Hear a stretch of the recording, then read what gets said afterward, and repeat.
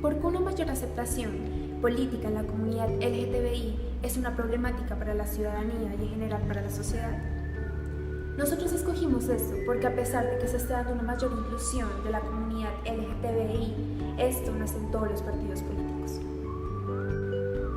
Actualmente en el espectro político, partidos como la Alianza Verde y el Polo Democrático son los que dan más avales para la participación política de la comunidad LGTBI, mientras que partidos como el MIRA no dan ninguno. De resto, los demás partidos dan entre 2 y 3 avales para esta movimiento. Es por esta razón que los votantes de la comunidad prefieren este tipo de partidos, porque son los que se sienten más identificados. Mi nombre es Daniel Solórzano Aristizábal y acá estamos entrevistando a Alejandro Michels. Bueno, un saludo a ustedes, a todos los estudiantes de la Universidad del Rosario. Listo, Alejandro. ¿Nos puedes contar algo sobre ti, sobre tu trabajo? ¿Cómo te ha ido con todo esto? ¿Cuáles han sido tus logros? Bueno, yo soy abogado, soy activista de la población LGBT desde hace aproximadamente unos 12 años. He participado especialmente en la formulación de la política pública LGBT. Trabajé en los gobiernos de Bogotá de Luis Eduardo Garzón, de Samuel Moreno y de Gustavo Petro, en la subdirección de asuntos LGBT, en la gerencia de mujer y género del IDEPAC. También pues obviamente hemos estado muy pendientes de lo que tiene que ver con los proyectos de adopción de parejas del mismo sexo, matrimonio, ley de identidad de género, entre otros temas pues obviamente coyunturales. Y tengo la fortuna pues de coordinar la mesa LGBT de Bogotá actualmente. Excelente, bueno, entonces vamos a hacer una serie de preguntas y usted nos las va a ir respondiendo. Entonces la primera es, ¿qué fue lo primero que pensaste cuando saliste del closet? Bueno, yo creo que para cualquier persona es uno de los acontecimientos más importantes. En el caso personal sentí una absoluta y profunda paz, quitarse esa carga encima cuando usted divulga el tema de su orientación sexual, pues es absolutamente satisfactorio. Ahí hay que reconocer y decirle a la gente que estar en el closet también es un derecho, porque hace parte del derecho a la intimidad. Pero siempre he dicho que mientras usted se visibiliza y visibiliza a la población LGBT, pues es mucho más fácil consolidar y lograr derechos. Pero creo que ante todo lo que sentí fue una paz interior. Listo, está bien. ¿Estudias o estudiaste alguna carrera? Sí, yo soy abogado, actualmente pues soy especialista en control fiscal y soy magíster en Derecho Constitucional. ¿Y cuáles fueron las razones por las que usted estudió eso? Bueno, básicamente, muy temprana edad quería estudiar ingeniería ambiental porque yo tenía concebido que con ingeniería ambiental uno salvaba el planeta. Después quería estudiar comunicación social porque me creía Vicky Dávila. Yo veía a Vicky Dávila hablando de la cosa política, entonces para mí esa mujer era el ídolo porque me encantaba la presentación, todo eso. Pero siempre por encima de esas carreras desde muy pequeño y por herencia de mi abuelo, pues me gustó el derecho. No lo conocía a mi abuelo porque murió un año antes de que yo naciera, pero él era abogado laboral y además era abogado de los sindicatos. Entonces a él le pagaban con almohadas, con cigarrillos, con todo lo que hacían los sindicatos, era el sueldo de él. Y siempre he tenido la concepción de que cuando uno quiere luchar por algo, necesariamente además de la motivación social, pues debe tener unos conocimientos jurídicos para la defensa, especialmente en mi caso, de los derechos humanos. Eso básicamente fue lo que me mantuvo con las ganas de estudiar Derecho, entendiendo absolutamente claro que el ejercicio del derecho en la práctica es mucho más difícil que del estudio. Excelente. ¿Y tu familia sabe que eres gay? Y si es así, ¿cuál fue la reacción de ellos? Bueno, en mi caso particular fue una cosa muy chistosa porque yo me asumo como homosexual muy tarde, pero yo me doy cuenta que soy gay a los 9 años. Pero cuando me asumo a los 21 años, entonces uno dirá entre los 9 años y los 21 años, ¿qué pasó? Porque fueron 12 años. Pues fueron los años de la niñez y la adolescencia. Hay una cosa pues bien compleja y es que yo tuve un proceso de negación, como lo tiene la mayoría de personas de la población LGBT, que no me impedía contarle a las personas que yo era homosexual. Eso es bien complejo porque te invitan a fiestas, te invitan a lugares, estás con los chicos que juegan basquetbol, una cantidad de cosas y es muy difícil, eso es una olla de presión. En mi caso, pues me volví un nerdo, entonces todo lo encerraba en el estudio, colegio de sacerdotes además, el colegio San Bartolomé, padres jesuitas, colegio masculino, en su momento ahora es mixto, pero pues muy muy difícil. A los 21 años, ya luego de estar más o menos a mitad de carrera, decido contarle inicialmente a mi mamá, le da un shock nervioso y se la llevan a la clínica y la ambulancia y bueno, la maté. Le contó a mi hermano en ese momento. Después obviamente otro hermano se enteró y pues finalmente mi papá. Desafortunadamente nunca he tenido discriminación por parte de la familia, y además que tengo un alto componente en la familia militar, de familia de capitanes, de mayores del ejército, sus familias muy tradicionales, conservadoras, pero súper bien. No con la misma suerte cuentan todas las personas. De 2016 a 2018 en Colombia fueron asesinadas 440 personas de la población LGBT. Entonces dice, pues, los niveles de discriminación, crímenes de odio, crímenes por violencia de género son muy altos, y pues en eso estamos trabajando. Los que nos ha tocado salir del closet y nos ha ido bien, somos afortunados, porque es la principal discriminación que existe en el país, que es la discriminación familiar. Y usted contándonos todos esos datos, ¿usted alguna vez personalmente se ha sentido discriminado?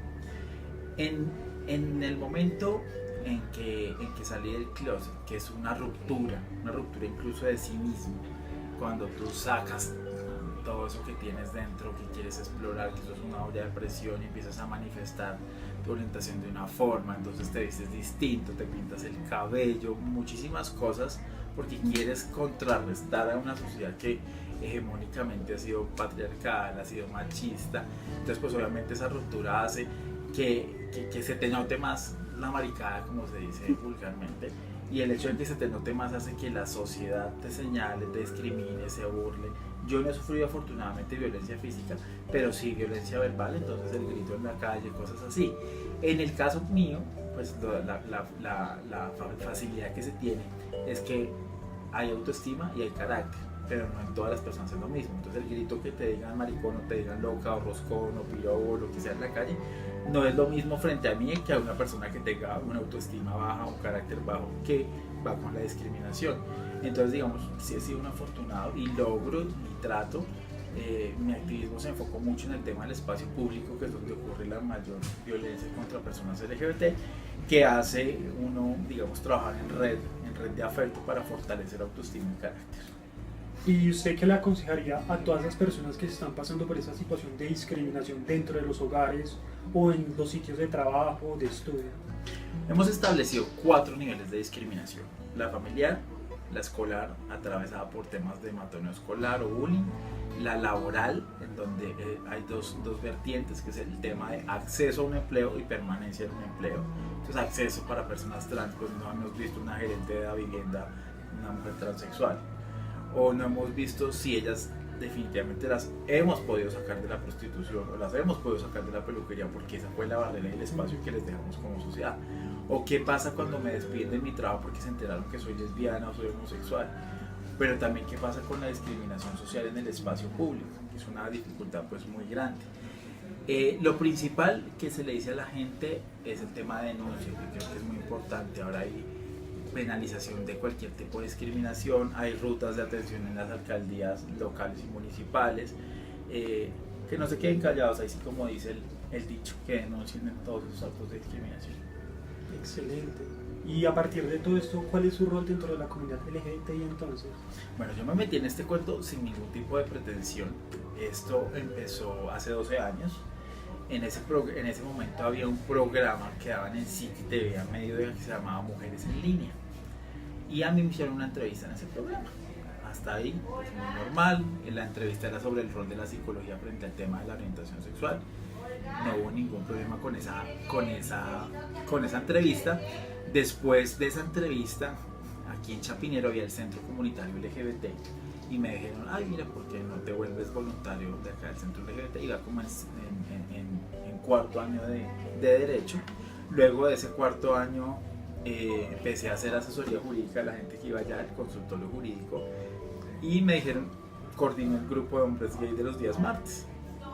Empecé a coordinar mi grupo, pero después me empecé a dar cuenta que había gente muy chiquita que estaba saliendo del closet, 12, 13, 14 años, que estaban como sin ningún tipo de orientación, y creamos un grupo que se llama Cero Controversia. Ese grupo Cero Controversia se basaba en tema del empoderamiento de la población LGBT en el espacio público. Entonces nos vamos a ir al parque a jugar voleibol, nos vamos a ir a patinar, nos vamos a ir a la ciclovía haciendo una ciclovía en parche LGBT, o sea, muchas cosas de empoderamiento del espacio público. En ese campo pues ya me gradué, empecé a trabajar en la gerencia de mujer y género del IDEPAC, nació lo de la política pública en el 2007 que dejó Lucho Garzón. Desafortunadamente en todo ese trasegar pues hubo bastante discriminación a nivel estatal. 20 y tantas veces se cayó el tema de matrimonio, el tema de adopción, la ley de identidad de género apenas pues si se logra tocar el tema en el Congreso de la República y pues así. Entonces en ese proceso pues empecé a coordinar la mesa LGBT de Bogotá hace aproximadamente 10 años, 3 años en la coordinación, con un reto importantísimo que es movilizar el último año 150.000 personas, esperamos este año llegar a 200.000 y nuestro reto ahorita le apunta a convertir la marcha LGBT de Bogotá en patrimonio cultural de la ciudad y algún día, espero no muy lejano, que sea sede de World Pride en la capital pues, de Bogotá, ya estaba en México, Buenos Aires, Sao Paulo, que han salido más o menos 1 millón de personas. Es digamos lo que estamos haciendo actualmente. Estamos ahorita estrenando política pública LGBT nacional, salió ahorita el día 7 de mayo mediante decreto presidencial. Soy muy crítico de esa política pública. Soy muy crítico porque la estuvimos esperando 6 años. 6 años estuvo engavetada. Entonces ya 3 meses que le faltan al gobierno Santos para que termine y salga esa política pública, pues ya no tiene ningún sentido. Además que salió por decreto, que vino otro presidente, tumba el decreto y chao. Es decir, no hay implementación. Si esto a los sectores sociales LGBT no se le meten de cabeza y quedó mal hecha. Quedó mal hecha porque únicamente modifica la estructura interna del Ministerio del Interior y el resto no le apunta a nada. Ahí vamos en ese camino. Y al ser representante usted de un sector de la sociedad civil tan importante como la comunidad LGBT, ¿tiene usted alguna relación cercana con algunos círculos de poder? Bueno, yo creo que en todo momento esto es de doble vía. Esto tiene que ir apalancado con un movimiento LGBT muy fuerte. Y ahí dicen, ay, no le digan comunidad porque ellos son comunidad, porque no tienen nada en común o porque no. Bueno, entonces hablemos de personas de los sectores LGBT o movimiento LGBT, pero que sea un movimiento social cohesionado y fuerte. Eso le permite a usted tener el suficientemente peso para empezar a interlocutar con la gente. Entonces, por ejemplo, en el caso de nuestra organización, que es la Mesa LGBT, estuvimos ahorita a mediodía en conferencia con Cali, con Medellín, con Bucaramanga, para hacer la marcha LGBT el mismo día en el país. Si la hacemos en el mismo día, eso va a tener un impacto más fuerte que si la hacemos en días diferentes. Y obviamente eso le empieza a dar una coyuntura en donde usted puede empezar a decirle, oiga, presidente, denos la cita, oiga, ministro, hablemos de tal cosa. Pero esos son años de trabajo, no nos viene uno aquí no a improvisar ni nada, porque mientras damos un paso, los homofóbicos dan 2 pasos, eso es así de simple. Nosotros no tenemos plata, todo el mundo cree que los gays están dando plata, eso es pura carrera. Los que sí tienen plata son los que van muy juiciosos con su datáfono y en la iglesia les reciben la tarjeta para escuchar discursos de odio. Ellos sí tienen plata y ellos sí se organizan, que es lo que le ha faltado, digamos, como crítica interna al movimiento LGBT. Y usted, dentro de ese papel, ¿usted cree que la ética y la moral, cuál es el rol de ellas para el reconocimiento de los derechos del movimiento LGBT? Usted me hace recordar mi primera clase de introducción al derecho en primer semestre, donde vemos una sentencia que es insignia para todos los abogados, que habla de la moral y el derecho, la ética y el derecho, y además nos da la ñapa de la moral cristiana. Entonces, ¿hasta qué punto definitivamente usted mira eso como un tema subjetivo? Porque lo que es ético para usted no es ético para mí, o lo que es moral para mí exactamente varía. Es muy importante esclarecer que sí debemos tener actuaciones éticas, con moral, con deberes, con principios, pero eso debe ser intrínseco a la persona. O sea, ni mi ética ni mi moral puede llegar a violentar las libertades o los derechos de cualquier otra persona, que eso es lo que creía, un ejemplo, nuestra queridísima Vivian Morales. Entonces, mi ideología cristiana, mi moral cristiana, mi ética es para atacar a los demás, pues ahí ya se pierde todo sentido, porque usted en ningún momento debe ir o debe usar cualquier tipo de causa para luchar frente a los derechos de nadie. Listo. Bueno, según todas las teorías de la ética, todas tienen un fin último, ya sea colectivo o individual. Para ti, ¿cuál es el fin último de la ética pues, dentro del movimiento LGBT? Bueno, usted menciona el tema de lo colectivo. Estoy absolutamente de acuerdo en que este es un tema colectivo. Como les digo, yo terminé en este cuento por puro azar. Por puro azar. Con una representatividad que la da únicamente el trabajo. O sea, el trabajo es el que habla por uno y la representatividad te la da la gente.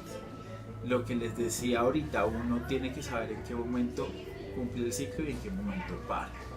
Pero también tiene que tener en cuenta que a pesar de tener o no representatividad, si usted pertenece a un movimiento, qué bueno que usted aporte trabajo, aporte ideas, aporte voluntades, aporte esfuerzo, porque realmente es así que se han sacado las grandes luchas. ¿Qué nos ha dado el Congreso de la República? Nada. ¿Qué nos tocó hacer? Irnos a las Cortes, pero no se fue Alejandro Miches a la Corte Constitucional, se fueron cientos de organizaciones, fundaciones. ¿Cómo vinculamos este ejercicio que estamos haciendo hoy de la academia, que a veces se aleja tanto de las grandes causas que tiene que tener el país?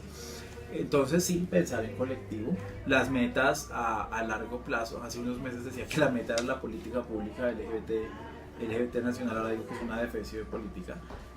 La ley de identidad de género. O sea, si el tema de matrimonio y adopción vio Lidia en el Congreso, pues imagínense si vamos a escuchar bueno, Gerley afortunadamente ya se fue, pero si vamos a escuchar al Partido Conservador hablar de personas transexuales. O sea, realmente yo quiero ver esa discusión en el Congreso. Y pues nada, mientras haya discriminación habrá lucha, eso sí es absolutamente claro. Y bueno, a comparación del resto de los países de Latinoamérica, ¿usted cómo ve a Colombia dentro del reconocimiento de los derechos LGBT? Yo estoy sorprendido con lo que ha pasado en Colombia. México y Argentina pues obviamente nos llevan años luz, pero Colombia está ahí. Yo podría decir que está en un tercer lugar. Después de México y Argentina. Todo se logra vía jurisprudencial, pero me parece que la Corte Constitucional como entidad garante de los derechos fundamentales ha tenido un papel fundamental y preponderante.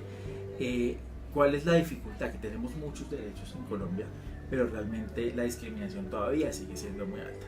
Y que no vayan a venir a decir aquí que es la percepción de la discriminación. No, la discriminación es material y es real, y por eso les digo, 440 personas asesinadas en el país en 2 años. Eso es una cifra absurda. Entonces, generalmente dicen, no, es que es un crimen pasional, es que fue un ajuste de cuentas. No, aquí hay casos de discriminación y de muerte por violencia o de muerte por prejuicios, eso no tiene ningún tipo de discusión. Eso es lo que tenemos que hacer, bajar los niveles y la percepción de la discriminación, que nos cuesta el suicidio de Sergio Rego, que nos cuesta asesinato de 30 y pico mujeres trans en Cali este año. Sí, realmente eso es lo que toca hacer, que la discriminación y los niveles de discriminación desafortunadamente están muy altos, logremos bajar. Y finalmente, para ti, ¿qué es ser ético? Para mí, ¿qué es ser ético? A ver, la pregunta bien. Digo, es una pregunta difícil. Yo creo que para mí ser ético es que haya una armonía entre lo que se piensa y cómo se actúa. Así lo puedo definir. Excelente. Entonces, muchísimas gracias, Alejandro, pues, por habernos recibido esta entrevista. Muchas gracias a ustedes. Gracias. La problemática que elegimos puede ser analizada bajo la ética y la moral, ya que la mayoría de personas en la sociedad no acepta que personas de la comunidad LGTBI participen en la política. Por esto hemos planteado 3 estrategias de análisis, en la cual la primera sería basada en Kant, para quien que las personas LGTBI participen en política sería totalmente ético, puesto que bajo la ley todos somos iguales. Las personas que participan en política estarían interiorizando la ley, pensando por sí mismos y actuando por deber. En segundo lugar, bajo la teoría del utilitarismo, esto no sería ético, puesto que, como es bien sabido, en Colombia la mayoría de personas son católicas o conservadoras, lo cual significa que no están de acuerdo con aceptar personas LGTBI en la política, lo cual no estaría generando mayor felicidad. Y en tercer lugar, En el caso de la lógica budista y en el caso de Alejandro, esto sería totalmente ético, puesto que existe una plena coherencia entre lo que dice y lo que hace al participar en la política, siendo de la comunidad LGTBI y velando por sus derechos.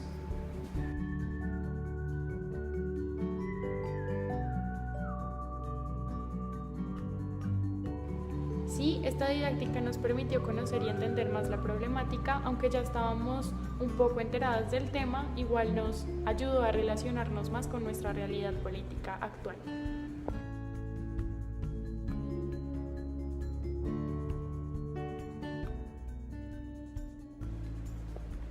No, nuestra percepción no cambió sobre el tema, pues porque nosotros estamos totalmente conscientes de que a la política colombiana le falta mucho para que se logre una mayor inclusión en los partidos políticos, especialmente los tradicionales.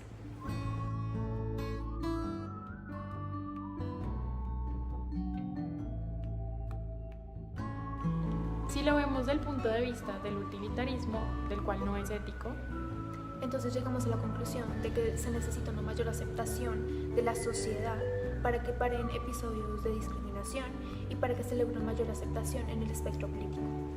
por eso mismo hemos planteado la siguiente solución, basado en nuestra Bueno, carrera. en el análisis de nuestra carrera nosotros decidimos que la problemática se puede solucionar a nivel de soft power. El soft power es el poder de las ideas, el poder de los medios de comunicación, de las películas. Entonces, para nosotros, un buen uso de los medios de comunicación puede normalizar la actividad tanto política como la no discriminación de la población LGBTI. También a nivel estatal se podrían establecer cuotas tanto en Senado como en Congreso de población LGBTI. Vimos a futuro como una clase de discriminación al establecer esta clase de cuotas, pero dijimos que es preferible que esta población tenga un representante en el Congreso, pero que también parte de la población pueda participar en los diferentes partidos. Pero si se da el caso en que en el Senado, en el Congreso, en los partidos tradicionales no exista un representante LGBTI, pues está esta clase de partido que los representa, que vele por sus derechos y que vele por la no discriminación. También otra posible solución que podemos plantear es el desarrollo de campañas, como pues nuestro representante, nuestro entrevistado lo está haciendo, por parte de ONGs que puedan integrar, normalizar a la población LGBT para que no los discriminen, para que se sientan conformes dando muestras de afecto en público, para que tanto ellos como la sociedad comience a normalizar la idea de que existe una comunidad que es totalmente normal, que es totalmente respetable.